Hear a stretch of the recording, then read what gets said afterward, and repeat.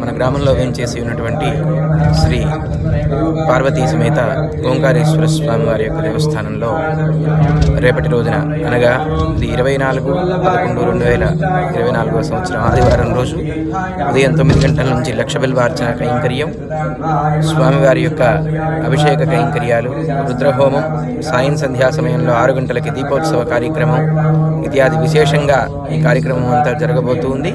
కనుక భక్త మహాశైలందరూ కూడా ఈ విషయాన్ని గమనించి స్వామివారి యొక్క దర్శనం గావించి దీపోత్సవంలో పాల్గొని లక్ష బిల్వార్చన కార్యక్రమంలో తమ వంతు సహాయాలన్నింటినీ కూడా అందించి స్వామివారి యొక్క కృపకు పాత్రలు కావలసిందిగా మనవి. ఆహ్వానించువారు ఉమ్మడిదుర్గ గ్రామ భక్తజనం.